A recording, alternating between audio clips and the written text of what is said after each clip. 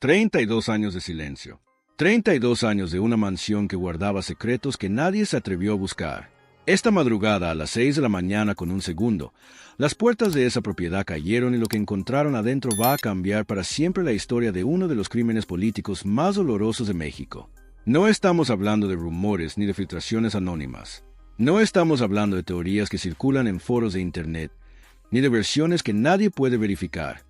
Estamos hablando de toneladas, de cientos de kilogramos de veneno puro distribuido en bodegas subterráneas, de 47 millones de pesos en efectivo escondidos detrás de muros falsos que durante años se hicieron pasar por simples tabiques de construcción. Y estamos hablando de un hombre que ningún mexicano ha podido olvidar desde aquel 23 de marzo de 1994, cuando un disparo en Lomas Taurinas, Tijuana, apagó la esperanza de millones de personas que creían que este país podía cambiar de verdad.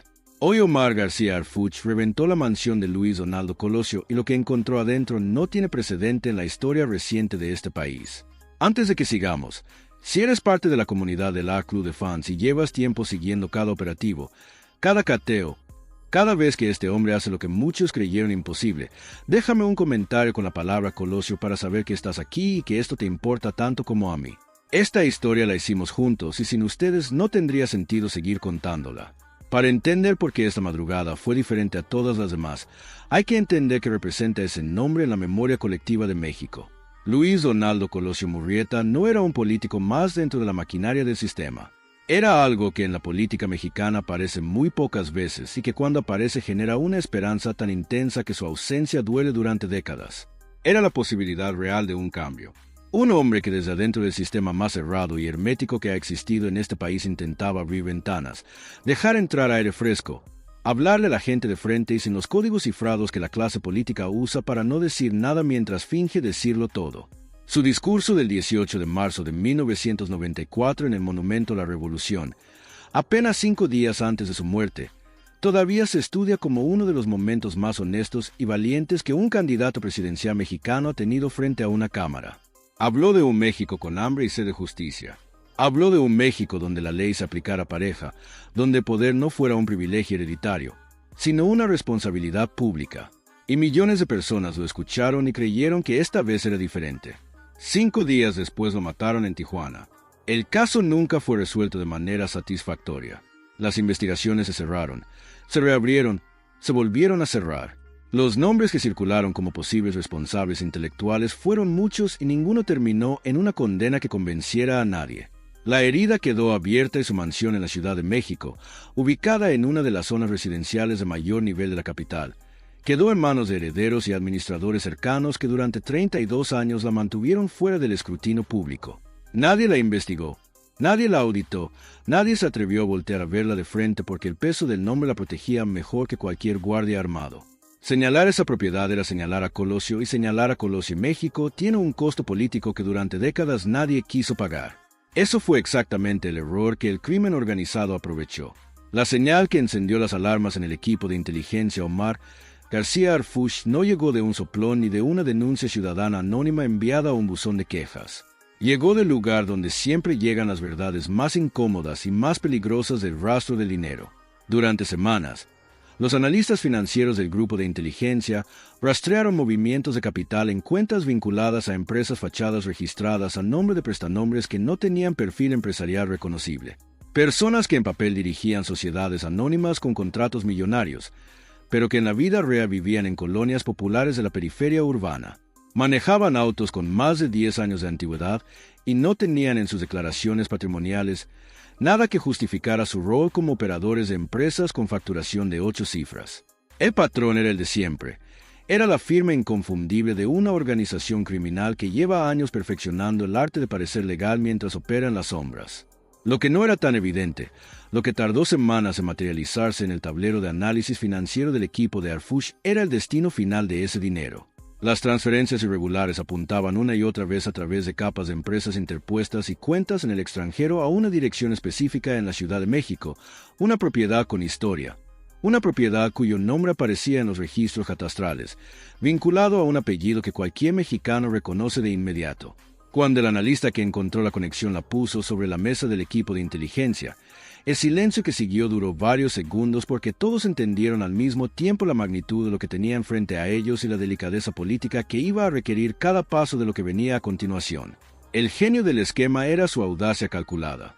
¿Quién iba a sospechar que la antigua mansión de Colosio albergaba toneladas de droga y decenas de millones en efectivo sucio?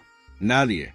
Y esa era precisamente la apuesta del Cártel Jalisco Nueva Generación: usar el escudo invisible del nombre más respetado y más intocable de la política mexicana reciente para blindar su operación más importante en la capital del país. No era torpeza, era estrategia. Era la demostración de que el crimen organizado en México lleva décadas jugando un ajedrez de largo plazo, mientras las autoridades reaccionan movida por movida sin ver el tablero completo. La orden de cateo fue firmada por un juez federal en la Ciudad de México en las últimas horas del lunes, 30 de marzo.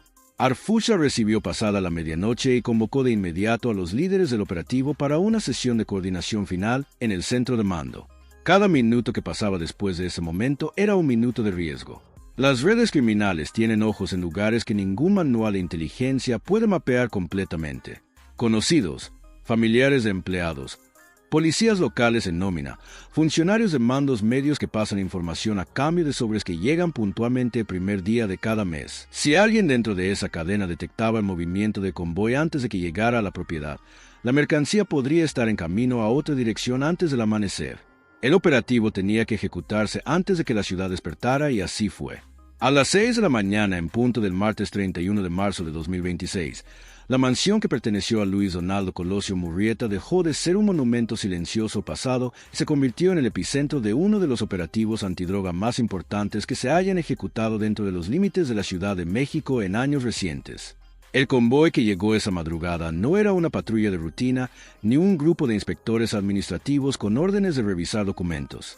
Eran elementos del Grupo Aeromóvil de Fuerzas Especiales y de la Guardia Nacional, las unidades más capacitadas que tiene el Estado mexicano para operar en entornos urbanos de alta complejidad, donde cada cuarto puede esconder una amenaza, cada mueble puede tener un compartimento oculto y cada pared puede ser el frente de una cavidad diseñada para guardar lo que nadie debe ver.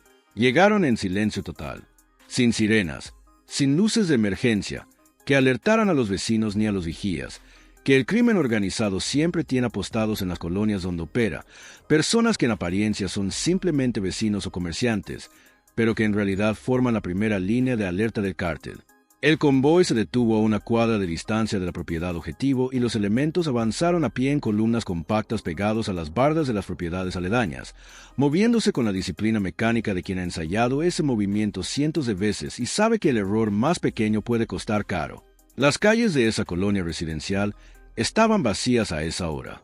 Solo el ruido lejano de los primeros camiones de basura de la mañana rompía el silencio de la madrugada. Los elementos de élite se movían más silenciosamente que ellos.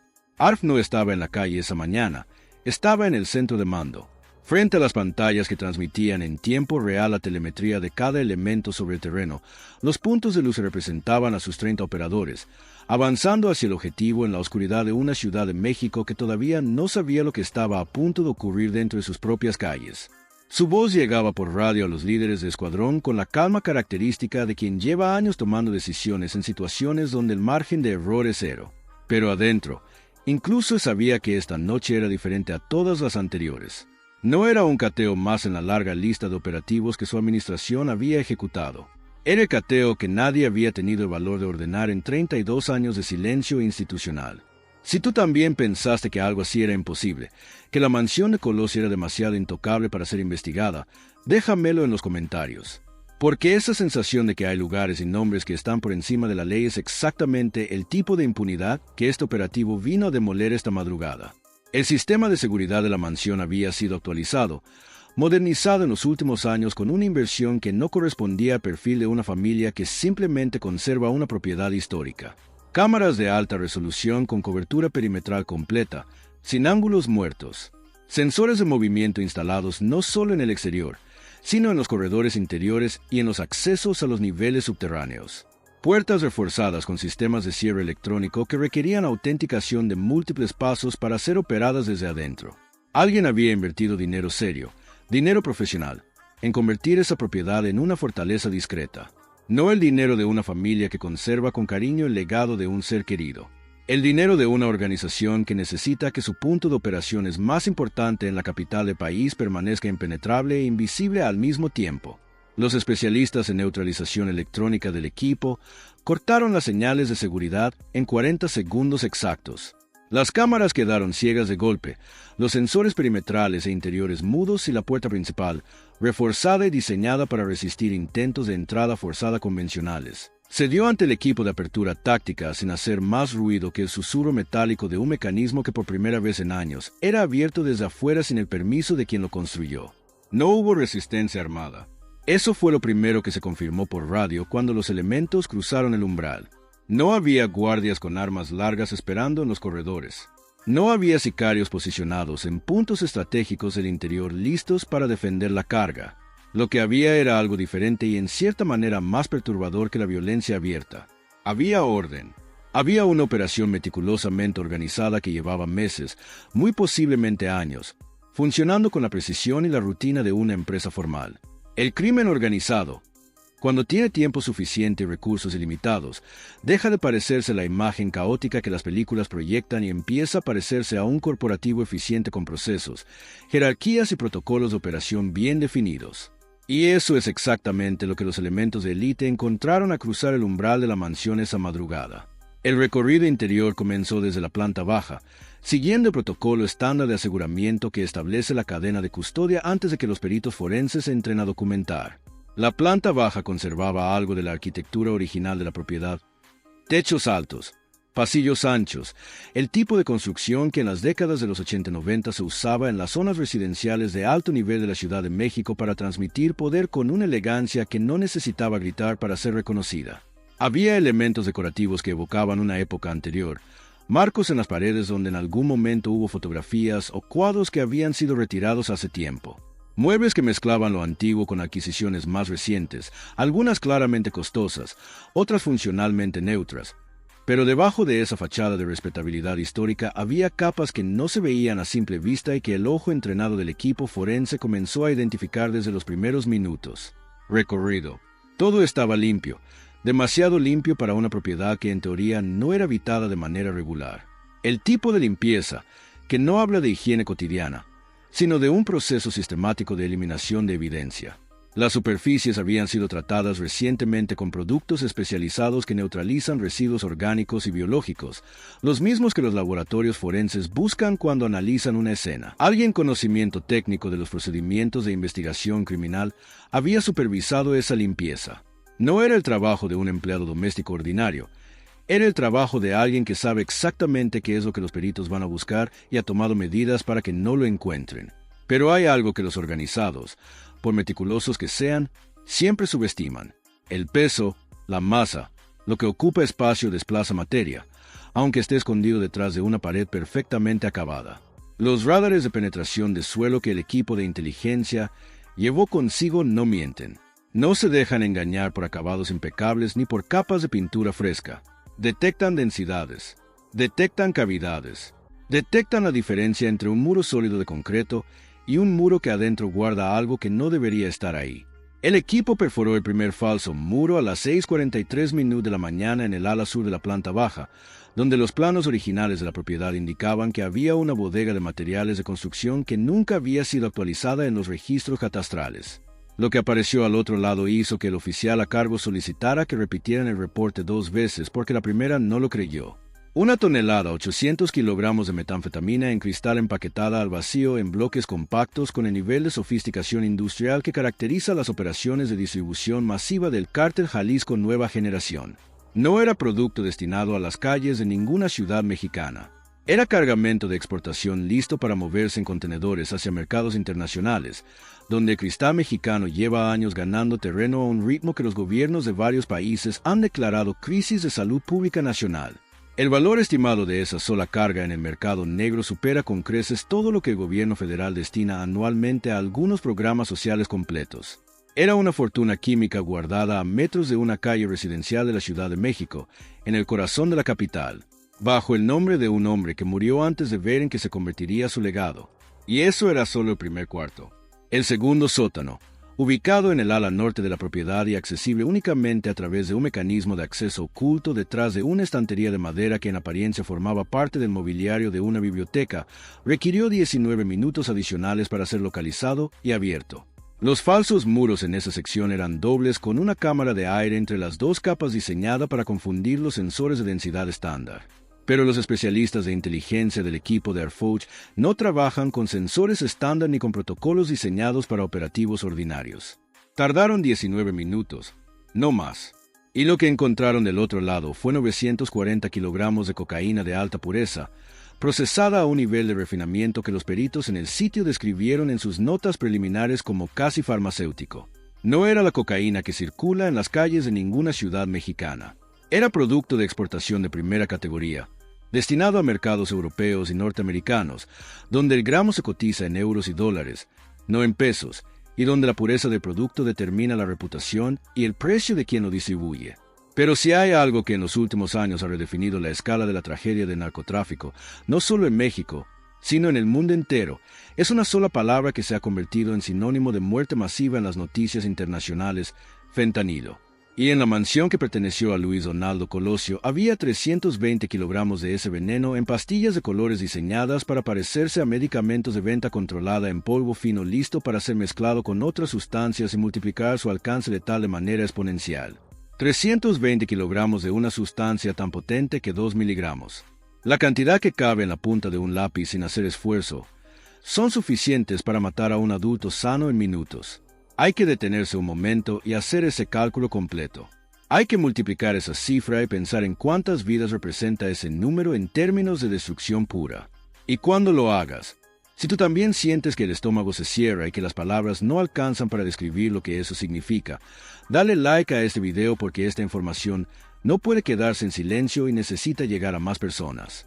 El recorrido continuó hacia las áreas que en la arquitectura original habían sido diseñadas como bodega de vinos, cuartos de almacenamiento general y los espacios de servicio que en las construcciones de esa época se ubicaban siempre lejos de las áreas principales para mantener la separación entre la vida de los dueños y la de quienes trabajaban para ellos. Ahí los falsos muros no contenían droga, contenían dinero, 47 millones de pesos en efectivo, distribuidos en vaginas ordenadas con la precisión meticulosa que solo se consigue cuando el lavado de dinero es una operación de tiempo completo con personal dedicado exclusivamente a esa tarea. Los billetes estaban organizados por denominación envueltos en plástico termosellado y escondidos en cavidades que desde afuera eran indistinguibles de simples elementos de construcción ordinaria. Había fajinas detrás de los zócalos, de los cuartos de servicio. Había fajinas en el interior de columnas decorativas que desde afuera parecían sólidas. Había vaginas selladas dentro de lo que en los planos originales de la casa figuraba como un sistema de ventilación que llevaba años sin estar conectado a ningún ducto activo. El dinero no estaba ahí para ser gastado en lujos visibles ni en gastos cotidianos. Estaba ahí para ser procesado, para ser movido en capas sucesivas a través de las empresas fachada que el equipo de inteligencia ya había identificado semanas antes durante el rastreo financiero que desencadenó toda la investigación. El ciclo era el de siempre, el mismo que se repite en cada operación de lavado de dinero documentada en los últimos 30 años de historia del narcotráfico mexicano: efectivo sucio. Entra por un lado a través de negocios que generan flujo de caja difícil de auditar. Facturas de servicios inexistentes salen por el otro hacia empresas interpuestas y al final del proceso el dinero reaparece en cuentas bancarias limpias vinculadas a negocios que en papel son perfectamente legales y que pagan impuestos puntualmente para mantener su fachada de legitimidad. La mansión de Colosio no era solo una bodega de droga.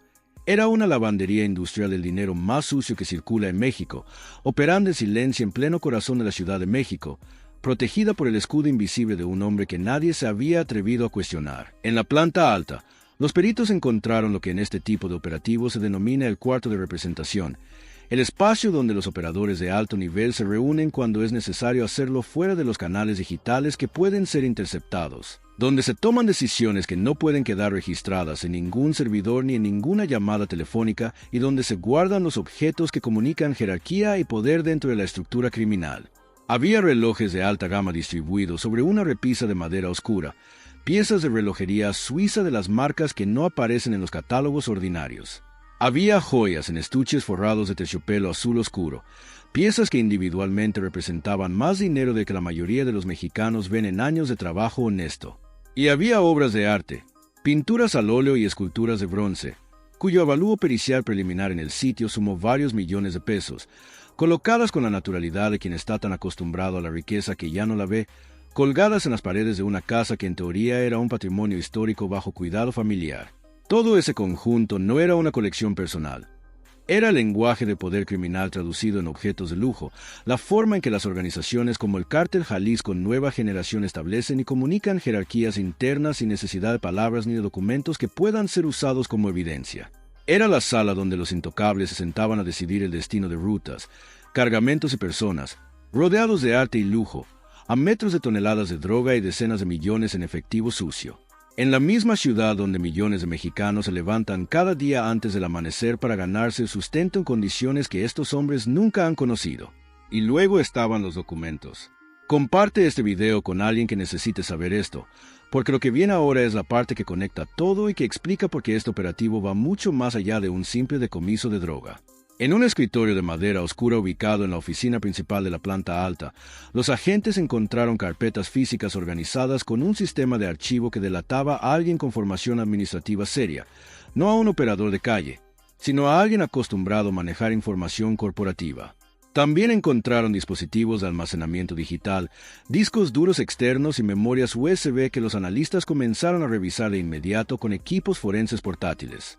Lo que apareció en las primeras páginas de las carpetas físicas y que fue confirmado minutos después por los archivos digitales fue la prueba documental de algo que la inteligencia financiera había intuido, pero no podido demostrar con evidencia física.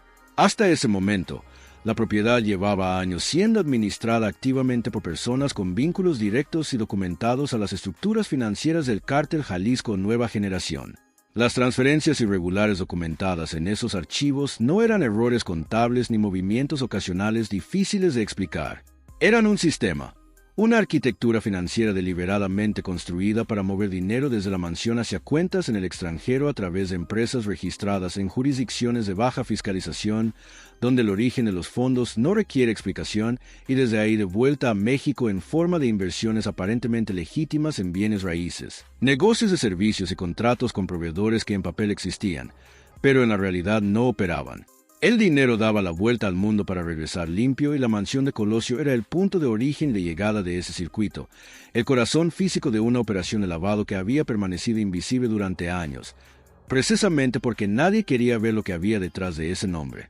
Alf recibió el reporte completo desde el centro de mando a medida que los hallazgos se acumulaban. Las pantallas frente mostraban el inventario creciendo en tiempo real. Cada nuevo elemento catalogado y registrado con número de evidencia y descripción forense. La tonelada 800 de cristal, los 940 kilogramos de cocaína, los 320 kilogramos de fentanilo, los 47 millones en efectivo, las joyas, los relojes, las obras de arte y los documentos que conectaban todo con una organización criminal que lleva años operando con una impunidad, que esta madrugada encontró su primer límite real dentro de los muros. De una propiedad que el miedo colectivo al nombre había mantenido intocable durante 3 décadas. Cada nuevo reporte era una confirmación de que la inteligencia había sido correcta, que la decisión de actuar esa madrugada sin esperar, sin negociar tiempos ni condiciones, sin dar a la red ni un minuto de ventaja para reaccionar había sido la decisión correcta.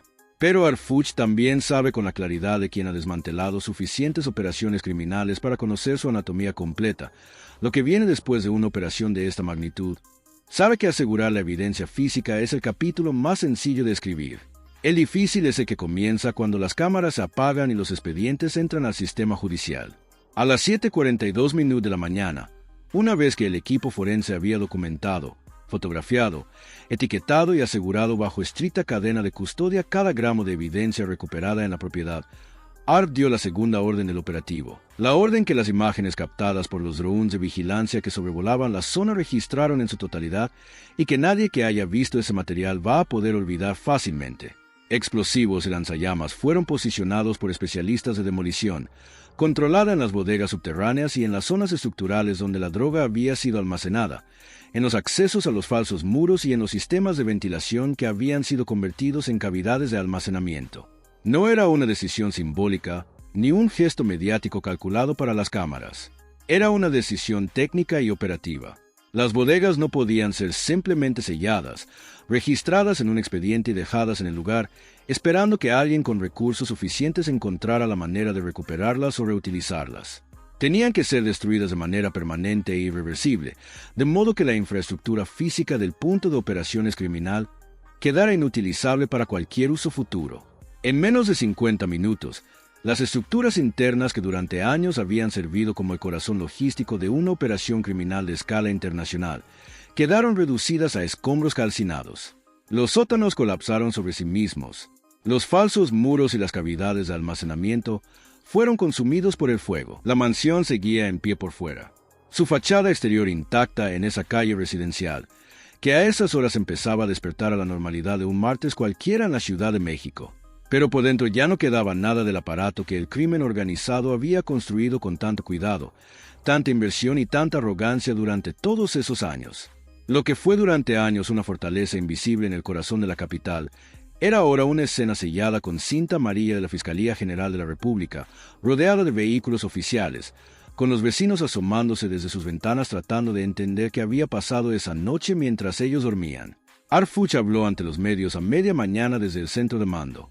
No fue un discurso largo ni preparado para la galería. No tenía que serlo. Las palabras que eligió fueron precisas y directas, dichas mirando a las cámaras con esa calma que con el tiempo se ha convertido en su sello personal, la calma de quien no necesita dramatismo adicional porque los hechos hablan con suficiente elocuencia por sí mismos. Hoy, 32 años después del asesinato de Luis Donaldo Colosio, cateamos su antigua mansión y encontramos drogas, millones en efectivo y evidencia de lavado. Esta propiedad, que debió ser un símbolo de memoria, fue convertida en un centro de narcotráfico. El cártel Jalisco Nueva Generación y sus aliados usaron el nombre y el legado de Colosio para ocultar sus actividades ilícitas. Hoy lo reventamos. Justicia para Colosio y para México. Hubo un silencio después de esas palabras que duró más de lo habitual en una conferencia de prensa, el tipo de silencio que no es vacío, sino denso, cargado de todo lo que implica lo que acaba de decirse públicamente y de manera oficial. Porque lo que Arft escribió en esa declaración no es solo el resultado de un operativo antidroga, por histórico e impactante que sea el decomiso. La confirmación pública y documentada de algo que muchos mexicanos sospechaban desde hace tiempo, pero que nadie había podido demostrar con evidencia física recuperada en el lugar, que el crimen organizado en este país tiene la capacidad, los recursos y la audacia de esconderse detrás de los símbolos más sagrados de la historia nacional, que no hay nombre lo suficientemente respetado, no hay legado lo suficientemente protegido por la memoria colectiva, que los detenga si hay dinero de por medio. Y si las instituciones que deberían investigar miran hacia otro lado por comodidad, por miedo por conveniencia política. Luis Donaldo Colosio murió el 23 de marzo de 1994 creyendo en un México que podía ser diferente. Un México donde la ley se aplicaba de manera pareja, independientemente del apellido o del cargo. Un México donde los recursos públicos llegaban a quien los necesitaba, sin pasar por manos que los desviaban en el camino. Un México donde el poder era una responsabilidad y no un negocio. 32 años después, en la madrugada de este martes, 31 de marzo, en una calle residencial de la Ciudad de México, que esa noche no se parecía en nada a lo que aparenta ser de día, un operativo ejecutado con precisión y sin un solo disparo disparado demostró que ese México todavía está en construcción, que cada cateo ejecutado correctamente, cada orden de cateo que se firma sin importar el peso político del nombre que aparece en el expediente, cada tonelada de droga incautada y destruida es un paso más hacia el país, que Colosio describió en ese discurso del 18 de marzo, que todavía muchos mexicanos recuerdan de memoria. La mansión fue reventada, la droga fue destruida, el dinero está bajo custodia. Pero las preguntas que quedan sobre la mesa después de esta madrugada son las mismas que siempre quedan después de un operativo de esta magnitud y que son las más importantes porque apuntan hacia adelante, no hacia atrás. ¿Quiénes son los propietarios reales detrás de las empresas fachada que aparecen documentadas en esas carpetas físicas y en esos archivos digitales? ¿Desde cuándo exactamente opera esta red en esa propiedad? ¿Y quién o quiénes en posiciones de autoridad lo sabían y eligieron no actuar? ¿Cuántas propiedades más con nombres históricos o con fachadas de legitimidad institucional están siendo utilizadas de la misma manera en este preciso momento? Mientras tú ves este video y yo te lo cuento, esas preguntas no tienen respuesta esta mañana, pero en el Arq Club de Fans llevamos suficiente tiempo siguiendo cada movimiento de este hombre para saber algo que el tiempo ha demostrado ser verdad una y otra vez. Cuando Arfuch empieza a jalar un hilo, no lo suelta hasta que el tejido completo se desgarra. Esta mansión no era el principio de la red, ni tampoco es su final. Es un nodo, un punto en un mapa más grande que esta madrugada acaba de quedar expuesto con una claridad que los documentos recuperados en esa propiedad van a terminar de confirmar en las próximas semanas. Lo que pasó esta madrugada en esa calle residencial de la Ciudad de México va a seguir dando de qué hablar durante mucho tiempo. Los documentos financieros recuperados van a ser analizados por equipos especializados de la Fiscalía General de la República que ya trabajan en expedientes relacionados con la estructura del Cártel Jalisco Nueva Generación en el centro del país. Los dispositivos digitales van a ser sometidos a procesos de extracción forense que pueden tardar semanas, pero que rara vez terminan sin revelar más nombres, más direcciones y más conexiones que los que aparecen a primera vista. Y cada nombre que aparezca en esos archivos va a ser revisado con la misma metodología sistemática con la que el equipo de inteligencia revisó durante semanas los movimientos financieros que condujeron a esta dirección. 32 años después, la historia de Colosio tiene un capítulo nuevo, no el que nadie hubiera querido escribir, no el que ningún mexicano que lo recuerda habría querido que existiera, pero sí el que México necesitaba leer para entender hasta dónde llega la audacia del crimen organizado cuando encuentra los espacios ciegos que la política y el miedo institucional dejan sin vigilar. Y también para entender que esos espacios ciegos no son permanentes, que hay personas dispuestas a iluminarlos, aunque el nombre que aparezca en la puerta sea el más intocable de todos. Si quieres seguir recibiendo cada operativo, cada cateo, cada vez que Arfuch hace lo que muchos creían imposible y que nosotros en el Art Club de Fans nos comprometemos a contarte sin filtros y sin miedo, suscríbete y activa la campana de notificaciones. Aquí no borramos la evidencia ni apagamos la memoria. Nos vemos en el siguiente expediente.